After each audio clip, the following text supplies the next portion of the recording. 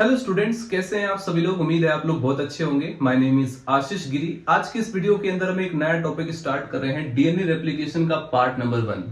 Part number 1 के अंदर हम डिस्कस करेंगे डीएनए रेप्लिकेशन के बेसिक इंट्रोडक्शन के बारे में। ये एक इंपॉर्टेंट टॉपिक है, चाहे आप लाइफ साइंस की किसी भी एग्जामिनेशन पेपर को टारगेट कर रहे हैं। इससे रिलेटेड फ्रिक्वेंटली क्वेश्चंस पूछे जाते हैं। अगर आप लोग पीवाईक्यूज के एनालिसिस करेंगे तो काफी सारे क्वेश्चंस आपको मिलेंगे। स्टूडेंट्स, इस वीडियो के अंदर हम पहले तो इस बात को पॉइंट आउट करेंगे कि डीएनए रेप्लिकेशन का जो प्रोसेस है वो हम किस ऑर्गेनिज्म के केस में डिस्क्राइब करने वाले हैं। अब दुनिया में इतने सारे ऑर्गेनिज्म प्रेजेंट है और सभी ऑर्गेनिज्म के केस में ऑलमोस्ट आप देखेंगे ज्यादातर ऑर्गेनिज्म के केस में जो डीएनए होता है वो जेनेटिक मटेरियल के तौर पर काम करता है। इतने सारे ऑर्गेनिज्म के केस में डीएनए अगर प्रेजेंट है तो सभी ऑर्गेनिज्म के केस में डीएनए रेप्लिकेशन होगा। और इतने सारे ऑर्गेनिज्म के अंदर जो डीएनए रेप्लिकेशन का प्रोसेस होता है, क्या वो सेम वे में रेप्लिकेट करता है या डिफरेंसेस हैं उसके बीच में, इस बात को भी हम पॉइंट आउट करेंगे। इसके बाद स्टूडेंट्स हम सेंट्रल डोग्मा को भी एक्सप्लेन करेंगे। सेंट्रल डोग्मा क्या होता है और जो न्यूक्लिक एसिड है उसको हम क्लासिफाइड करेंगे, उसका जो जनरल क्लासिफिकेशन है उसको भी डिस्कस करेंगे। अगर आप लोग मॉलिक्यूलर जेनेटिक्स के अंदर एंट्री करे हैं तो ये जो बेसिक चीजें हैं ये सारी आपकी कवर होनी चाहिए। तो चलिए स्टूडेंट्स, वीडियो को स्टार्ट करते हैं। चलिए स्टूडेंट्स, हेडिंग डालीजिए DNA replication part number 1। Part number 1 के अंदर हम डीएनए रेप्लिकेशन की इस प्रोसेस को सिंपलेस्ट तरीके से डिफाइन करने की कोशिश करेंगे। ये जो डीएनए रेप्लिकेशन का प्रोसेस होता है ये डिफरेंट ऑर्गेनिज्म के केस में डिफरेंट तरीके से परफॉर्म होता है। तो इस वीडियो के अंदर मैं उसका एक ओवरव्यू डिस्कस करने वाला हूं, जिसके बेस पर आप इजीली रिकॉग्नाइज करेंगे कि किस ऑर्गेनिज्म के केस में जो डीएनए रेप्लिकेशन का प्रोसेस है वो कैसे परफॉर्म होता है। ठीक है, इसके बाद स्टूडेंट्स हम थोड़ा सा सेंट्रल डोग्मा के बारे में भी डिस्कस करेंगे। देन हम न्यूक्लिक एसिड को क्लासीफाई करेंगे। ये सब मॉलिक्यूलर जेनेटिक्स के अंदर जब आप एंट्री करते हैं तो ये सारी इंफॉर्मेशन आपके लिए बहुत ही ज़्यादा इंपॉर्टेंट है, क्योंकि देखो आने वाली वीडियोस के अंदर सिर्फ मैं बात कर रहा हूँ डीएनए रेप्लिकेशन की, तो कम से कम 14 से 15 वीडियोस में बनाने वाला हूँ जो कि डीएनए रेप्लिकेशन को कवर करेगी। इसके बाद मॉलिक्यूलर जेनेटिक्स के अंदर डीएनए रेप्लिकेशन के अलावा हम लोग ट्रांसक्रिप्शन भी पढ़ते हैं, ट्रांसलेशन भी पढ़ते हैं, जीन रेगुलेशन का प्रोसेस भी पढ़ते हैं। तो इन सभी के ऊपर मैं वीडियोस बनाने वाला हूं सीक्वेंस वाइज। ठीक है, पहले समझते हैं कि डीएनए रेप्लिकेशन क्या है। अगर मैं बहुत ही सिंपल तरीके से डिफाइन करने की कोशिश करूं तो मैं ये कहूँगा कि डीएनए से डीएनए बनना डीएनए रेप्लिकेशन कहलाता है। बहुत ही सिंपल डेफिनेशन। अब जैसे कई सारे बुक्स में, लिटरेचर में इस तरह की कुछ डेफिनेशन जरूर मेंशन की हुई होगी, आपने देखा होगा। उसमें ऐसे डिफाइन किया जाता है, the process by which a double standard DNA molecule is copied to produce a 2 identical DNA molecule. यानी कि एक ऐसा प्रोसेस जिसमें कि डबल स्टैंडर्ड डीएनए जो मॉलिक्यूल होता है वो जो है 2 आइडेंटिकल डीएनए मॉलिक्यूल में कन्वर्ट हो जाता है या कॉपी हो जाता है, उसे कहा जाता है डीएनए रेप्लिकेशन। ठीक है, इस तरीके से डिफाइन किया गया है। इस तरह की जो डेफिनेशंस हैं ये ब्रॉड सेंस में चीज़ों को कवर नहीं कर रही हैं। अब जैसे कि यहाँ पर मेंशन है डेफिनेशन के अंदर डबल स्टैंडर्ड डीएनए, तो क्या सिंगल स्टैंडर्ड डीएनए रिपोर्टेड नहीं है? सिंगल स्टैंडर्ड डीएनए भी तो पाया जाता है ऑर्गेनिज्म के केस में। तो इन्हीं सब कारणों की वजह से जो डीएनए रेप्लिकेशन के ऊपर दी गई डेफिनेशन है वो फेल हो जाती है, क्योंकि वो ब्रॉड सेंस में चीज़ों को डिफाइन नहीं करती है। तो इस तरह की डेफिनेशन 9th क्लास का स्टूडेंट, 12th क्लास का स्टूडेंट मेंशन करता है तो कोई दिक्कत नहीं है। लेकिन अगर आप बीएससी, एमएससी के स्टूडेंट्स हैं, वहां पर आपको चीज़ों को ब्रॉड सेंस में कवर करना है। अब सपोज कीजिए स्टूडेंट्स, आपके प्रैक्टिकल के दौरान कोई टीचर वाइवा लेने आता है और वो आपसे पूछता है कि डीएनए रेप्लिकेशन का जो प्रोसेस होता है वो क्या सभी ऑर्गेनिज्म में सेम तरीके से होता है, तो आप क्या जवाब देंगे? क्योंकि अभी तक के बुक्स या लिटरेचर के अंदर ये मेंशन ही नहीं होता है कि डीएनए रेप्लिकेशन का प्रोसेस आप कहाँ पर परफॉर्म कर रहे हैं और किस ऑर्गेनिज्म के केस में किस तरीके से परफॉर्म होता है। ये सारी जानकारी, ये सारी इंफॉर्मेशन मेंशन नहीं होती है, जो कि एक पर्टिकुलर क्लास तक तो ठीक है, लेकिन अभी उन सभी इंफॉर्मेशन को कवर करना बहुत ज़्यादा ज़रूरी है। ठीक है, अब जैसे कि मैं एग्जाम्पल के साथ चीज़ों को 1 बाय 1 स्टेप बाय स्टेप आपको समझाने की कोशिश करता हूँ। अब देखिए स्टूडेंट्स, यहाँ पर मैं एक लॉजिकल क्वेश्चन के माध्यम से आगे प्रोसीड करते हैं। जैसे मैं क्वेश्चन पूछता हूँ कि ये जो डीएनए होता है ये कहाँ पर पाया जाता है, तो हम कहते हैं कि मोस्टली ऑर्गेनिज्म के केस में जो डीएनए होता है वो जेनेटिक मटेरियल के तौर पर काम करता है। यानी जो डीएनए होता है ये ऑर्गेनिज्म के केस में पाया जाता है। क्वेश्चन ये आता है कि भाई डीएनए रेप्लिकेशन क्यों इंपॉर्टेंट है। अब जैसे मैं एग्जाम्पल के साथ आपको समझाता हूं। मान लीजिए हमारे पास एक सेल है, ठीक है। अब ये सेल जो है डिवाइड कर गई और डिवाइड करने के दौरान हम क्या जानते हैं कि एक सेल जो है वो 2 सेल में कन्वर्ट हो जाती है। तो अगर ये सेल डिवाइड करती है और एक नई सेल बनाती है और उस नई सेल के अंदर सपोज करो डीएनए नहीं है, तो क्या होगा? वो सेल का डेवलपमेंट नहीं हो पाएगा, ग्रोथ नहीं हो पाएगा, क्योंकि डीएनए जो होता है वो किसी भी सेल के अंदर एक इंपॉर्टेंट फंक्शन रोल प्ले करता है। अगर सेल के अंदर डीएनए प्रेजेंट नहीं होगा तो सेल की ग्रोथ कैसे होगी, डेवलपमेंट कैसे होगी? जो डिफरेंट तरह की जो सेलुलर एक्टिविटीज होती है उसको कौन कंट्रोल करता है? उसको डीएनए ही तो कंट्रोल करता है। अगर डीएनए प्रेजेंट ही नहीं होगा तो सेल का ग्रोथ, डेवलपमेंट ये सब रुक जाएगा, जिसकी वजह से सेल डेड हो जाएगी, सेल सर्वाइव नहीं कर पाएगी।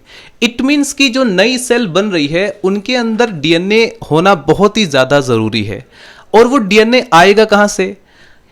अगर डीएनए रेप्लिकेशन नहीं होगा तो वो डीएनए आएगा कहां से? तो इसीलिए डीएनए रेप्लिकेशन इंपॉर्टेंट है, ताकि जितनी भी नई नई कोशिकाएं हैं उनके अंदर जेनेटिक इंफॉर्मेशन का ट्रांसफर हो सके। यहां पर देखो, सिंपली और भी ज्यादा डिटेल में पढ़ना चाहते हो तो डीएनए का फंक्शन पढ़ लेना, क्योंकि इवोल्यूशनरी प्रोसेस में भी इसका सिग्निफिकेंस होता है।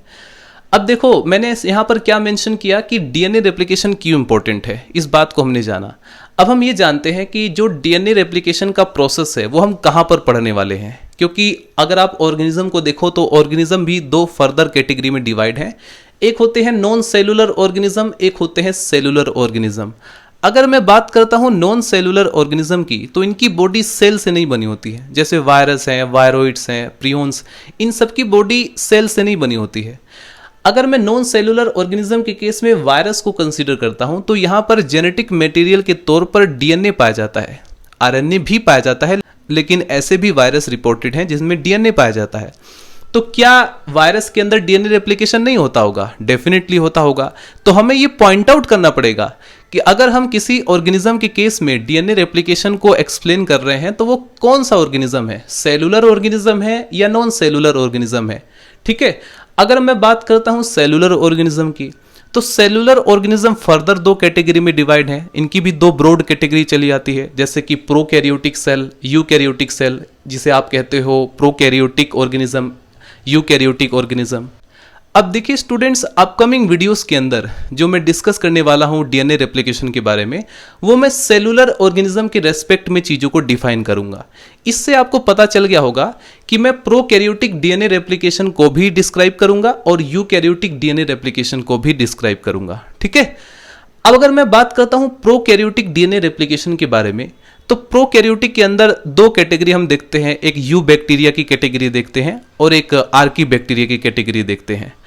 अगर सपोज करो स्टूडेंट्स, मैं डिस्क्राइब कर रहा हूं प्रोकैरियोटिक डीएनए रेप्लिकेशन के बारे में, तो बाय डिफॉल्ट आप लोग ये मान कर चलना कि मैं एक्सप्लेन कर रहा हूं यू बैक्टीरिया के केस में डीएनए रेप्लिकेशन के बारे में। अगर मुझे आर्की बैक्टीरिया के डीएनए रेप्लिकेशन के बारे में एक्सप्लेन करना होगा तो मैं उसे स्पेशली पॉइंट आउट करूंगा। अदरवाइज अगर मैं यू बैक्टीरिया के केस में डीएनए रेप्लिकेशन को डिफाइन कर रहा हूं तो वहां पर मुझे पॉइंट आउट करने की आवश्यकता नहीं है, क्योंकि मैं बाय डिफॉल्ट जब हम प्रोकैरियोटिक डीएनए रेप्लिकेशन के बारे में पढ़ते हैं तो यू बैक्टीरिया के केस में ही पढ़ते हैं। ठीक है, अब देखो प्रोकैरियोटिक के केस में हम देखते हैं कि जो डीएनए होता है वो टू डिफरेंट फॉर्म में प्रेजेंट होता है, क्रोमोसोमल डीएनए और प्लाज्मिड डीएनए। क्योंकि जो एक्स्ट्रा क्रोमोसोमल डीएनए जिसे आप कहते हैं, जो कि बैक्टीरिया के अंदर हम देखने को मिलता है, अब ये जो क्रोमोसोमल डीएनए प्रोकैरियोटिक सेल के केस में प्रेजेंट होता है, ये मोस्टली तो सर्कुलर होता है। यानी ज्यादातर केसेस में हम क्या देखते हैं कि उसका नेचर सर्कुलर होता है, लेकिन कभी कभी लीनियर केसेस भी रिपोर्टेड हैं। ठीक है, और सर्कुलर डीएनए के अंदर जो रेप्लिकेशन होता है वो थीटा रेप्लिकेशन होता है। आप कहेंगे ये थीटा रेप्लिकेशन या सिग्मा रेप्लिकेशन ये सब क्या है? तो ये सब शेप के बेसिस पर डिफाइन किया गया है। ये जो क्रोमोसोमल डीएनए होता है जिसका नेचर सर्कुलर है, इसके अंदर जब डीएनए रेप्लिकेशन होता है तो एक थीटा शेप बनती है, इस वजह से उसे थीटा रेप्लिकेशन के रूप में डिस्क्राइब किया गया। अब देखो प्रोकैरियोटिक केस में हमने देखा कि बैक्टीरिया के अंदर प्लाज्मिड भी प्रेजेंट रहता है और प्लाज्मिड भी डीएनए का बना होता है, इसलिए उसे हम प्लाज्मिड डीएनए कहते हैं। प्लाज्मिड डीएनए भी मोस्टली केसेस में आपको सर्कुलर नेचर का दिखाई पड़ेगा, लेकिन कई बार लीनियर केसेस भी रिपोर्टेड किए गए हैं। यानी लीनियर केसेस भी देखने को मिले हैं, लेकिन मोस्टली जो है वो सर्कुलर ही होता है। और प्लाज्मिड के केस में जो डीएनए रेप्लिकेशन होता है वो थीटा रेप्लिकेशन और सिग्मा रेप्लिकेशन, दो तरीके से यहाँ पर रेप्लिकेशन का प्रोसेस होता है। ठीक है, यानी कि जब सिग्मा रेप्लिकेशन होगा तो डीएनए रेप्लिकेशन के दौरान एक सिग्मा शेप अपीयर होगा, जब थीटा रेप्लिकेशन होगा तो थीटा शेप अपीयर होगा। ठीक है, तो अभी तक हमने ये कवर किया कि जब हम किसी ऑर्गेनिज्म के केस में डीएनए रेप्लिकेशन को डिफाइन कर रहे हैं तो हमें ये देखना पड़ेगा, हमें ये पॉइंट आउट करना पड़ेगा कि मैं नॉन सेल्यूलर ऑर्गेनिज्म के केस में डीएनए को रेप्लिकेशन को डिफाइन कर रहा हूं या सेल्यूलर। अगर मैं सेल्यूलर ऑर्गेनिज्म के केस में डीएनए रेप्लिकेशन को डिस्क्राइब कर रहा हूं तो वो प्रोकैरियोटिक ऑर्गेनिज्म है या यूकैरियोटिक। अगर प्रोकैरियोटिक ऑर्गेनिज्म है तो वहां पर हमें देखते हैं कि डीएनए दो डिफरेंट फॉर्म में प्रेजेंट है। तो मैं क्रोमोसोमल डीएनए रेप्लिकेशन के बारे में बात कर रहा हूं या प्लाज्मिड डीएनए रेप्लिकेशन के बारे में बात कर रहा हूं, ठीक है। तो इस तरीके से हमें पॉइंट आउट करना पड़ेगा। चलिए बात करते हैं यूकैरियोटिक ऑर्गेनिज्म के केस में जो डीएनए रेप्लिकेशन होता है उसके बारे में। तो अगर आप यूकैरियोटिक सेल को देखें या यूकैरियोटिक ऑर्गेनिज्म के केस में अगर आप सेलुलर स्ट्रक्चर को ऑब्जर्व करेंगे तो वहां पर पाएंगे कि डीएनए जो होता है वो न्यूक्लियस के अंदर भी प्रेजेंट होता है, जिसे आप कहते हैं न्यूक्लियर डीएनए। और एक्स्ट्रा न्यूक्लियर डीएनए भी पाया जाता है, जैसे एग्जाम्पल के तौर पर जो सेमी ऑटोनोमस ऑर्गेनलीज होती हैं, जैसे माइटोकॉन्ड्रिया होता है, क्लोरोप्लास्ट होता है, तो उनके अंदर भी हमें डीएनए देखने को मिलता है। तो वहां पर भी तो डीएनए रेप्लिकेशन परफॉर्म होता होगा।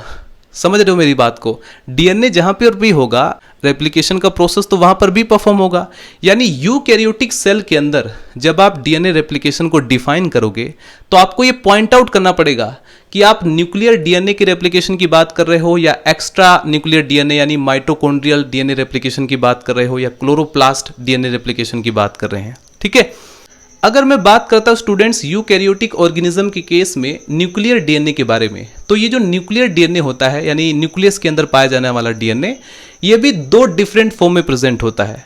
क्रोमोसोमल डीएनए जो कि ऑलवेज लीनियर शेप में होता है, यानी कि अगर आप उसका जो नेचर देखेंगे वो लीनियर ही मिलेगा। लेकिन स्टूडेंट्स बहुत ही रेयरली ऐसा देखा जाता है कि न्यूक्लियस के अंदर भी, मैं यूकैरियोटिक सेल की बात कर रहा हूं क्योंकि कई सारे स्टूडेंट कंफ्यूज हो जाएंगे कि अरे सर आप यूकैरियोटिक सेल के अंदर बात कर रहे हैं प्लाज्मिड डीएनए की, ये तो हमने अभी तक प्रोकैरियोटिक के अंदर ही पढ़ा था। लेकिन ध्यान रखना स्टूडेंट्स, कई बार यूकैरियोटिक ऑर्गेनिज्म के केस में न्यूक्लियस के अंदर प्लाज्मिड डीएनए भी रिपोर्ट किया गया है और वहां पर जो डीएनए का नेचर होता है वो मोस्टली सर्कुलर होता है, लेकिन कई बार लीनियर नेचर भी रिपोर्ट किया गया है, ठीक है फ्रेंड्स। तो यहां पर हमने देखा कि जब आप यूकैरियोटिक सेल के अंदर डीएनए रेप्लिकेशन को एक्सप्लेन करते हैं तो वहां पर डीएनए टू डिफरेंट लोकेशन पर प्रेजेंट होता है। एक होता है न्यूक्लियर डीएनए जो कि न्यूक्लियस में पाया जाता है, और न्यूक्लियस के अंदर फर्दर हम देखते हैं कि क्रोमोसोमल डीएनए भी प्रेजेंट होता है मोस्टली केसेस में, और कभी कभी हमें प्लाज्मिड डीएनए भी देखने को मिल जाता है जिसका नेचर मोस्टली तो सर्कुलर होता है लेकिन कभी कभी लीनियर भी रिपोर्ट किया गया है। लेकिन जो क्रोमोसोमल डीएनए होगा उसका नेचर ऑलवेज लीनियर होता है, ठीक है। अब इसके बाद हम देखते हैं कि भाई न्यूक्लियस के अलावा एक्स्ट्रा न्यूक्लियर डीएनए भी प्रेजेंट होता है, ठीक है, जो कि माइटोकॉन्ड्रिया जो सेमी ऑटोनोमस ऑर्गेनेलीज होती हैं जैसे माइटोकॉन्ड्रिया क्लोरोप्लास्ट के अंदर, और उन डीएनए का जो नेचर है देखते हैं मोस्टली तो सर्कुलर होता है लेकिन कभी कभी लीनियर भी देखने को मिलता है। अब यहां पर स्टूडेंट्स आप कहेंगे कि डी रेप्लिकेशन क्या होता है, तो देखो यहां पर डीएनए रेप्लिकेशन के दौरान चूंकि डिस्प्लेसमेंट वाले प्रोसेस परफॉर्म होते हैं इसलिए यहां पर डीएनए रेप्लिकेशन को हम डी रेप्लिकेशन के फॉर्म में डिस्क्राइब करते हैं, ठीक। तो इस तरीके से आपको चीजों को पॉइंट आउट करना पड़ेगा जब आप डीएनए रेप्लिकेशन को एक्सप्लेन करते हैं। ऐसा थोड़ी है कि सभी ऑर्गेनिज्म के केस में जो डीएनए रेप्लिकेशन का प्रोसेस है वो एक जैसा परफॉर्म होता है, जैसा कि हम 9th 10th 12th में या बीएससी के भी कई सारे बुक्स में मेंशन किया गया है, ऐसा नहीं होता है। अब थोड़ी सी बात करते हैं सेंट्रल डोगमा के बारे में। सेंट्रल डोगमा किस चीज को एक्सप्लेन कर रहा है? सेंट्रल डोगमा जो है बताता है कि बायोलॉजिकल सिस्टम के अंदर जो जेनेटिक इंफॉर्मेशन है वो कैसे फ्लो कर रहा है, इस बात को रिप्रेजेंट करता है।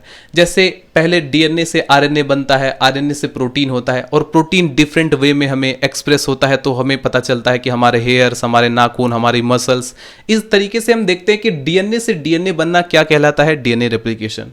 अगर डीएनए से आरएनए बनता है तो हम उसे ट्रांसक्रिप्शन कहते हैं, आरएनए से प्रोटीन बनता है तो उसे हम ट्रांसलेशन कहते हैं, और जो प्रोटीन्स होता है वही एक्सप्रेस होता है, वही अल्टीमेट कॉन्सिक्वेंस के रूप में हमें देखने को मिलता है, ठीक है। तो ये है सेंट्रल डोगमा, इसको कलेक्टिवली आप सेंट्रल डोगमा के रूप में रिप्रेजेंट कर सकते हैं।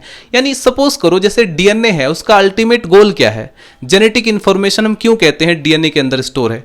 क्योंकि डीएनए के अंदर जो इंफॉर्मेशन है उसी के बेसिस पर उसी के टाइप का एक तरीके से आरएनए बनता है, फिर वो आरएनए उसी तरह के अमाइनो एसिड को कलेक्ट करेगा और फिर एक प्रोटीन का फॉर्मेशन करेगा, फिर वो प्रोटीन जो है वो एक्सप्रेस करेगा, ठीक है।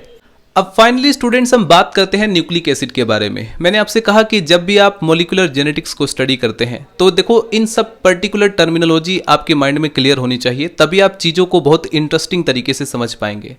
फाइनली स्टूडेंट्स अब हम बात करते हैं न्यूक्लिक एसिड के बारे में। मैंने आपसे कहा था कि जब भी आप मॉलिक्यूलर जेनेटिक्स को स्टडी करते हैं तो कुछ पर्टिकुलर टर्मिनोलॉजी है जिनके मीनिंग आपके माइंड में क्लियर होने चाहिए, तभी आपको मॉलिक्यूलर जेनेटिक्स में बहुत ही ज़्यादा इंटरेस्ट आएगा।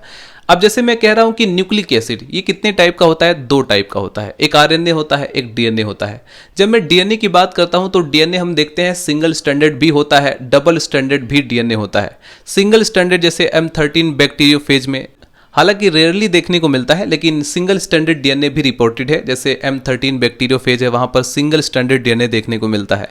डबल स्टैंडर्ड डीएनए के केस में हम देखते हैं कि जो डीएनए होता है वो 2 डिफरेंट फॉर्म में एग्जिस्ट करता है या प्रेजेंट रहता है। एक लीनियर फॉर्म होता है, जैसे आप यूकैरियोटिक डीएनए के अंदर देखेंगे तो वो पूरा का पूरा जो है वो लीनियर होता है।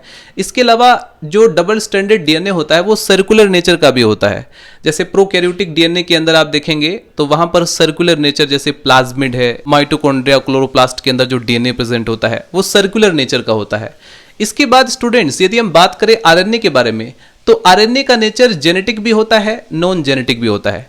एक स्टेटमेंट तो पूरी तरह से क्लियर हो जाता है कि डीएनए जहां पर भी प्रेजेंट होगा, जिस ऑर्गेनिज्म के केस में भी प्रेजेंट होगा, वो हमेशा जेनेटिक मटेरियल के तौर पर काम करेगा। लेकिन अगर आरएनए अगर किसी ऑर्गेनिज्म के केस में प्रेजेंट है तो वो जेनेटिक भी हो सकता है, नॉन जेनेटिक भी हो सकता है। अगर आरएनए जेनेटिक है तो वो जो है सिंगल स्टैंडर्ड भी होता है, जो कि मोस्टली आप देखेंगे सिंगल स्टैंडर्ड ही रहता है। लेकिन कई बार आरएनए जो होता है वो डबल स्टैंडर्ड भी हो सकता है, जैसे रियो वायरस के केस में आप देखेंगे।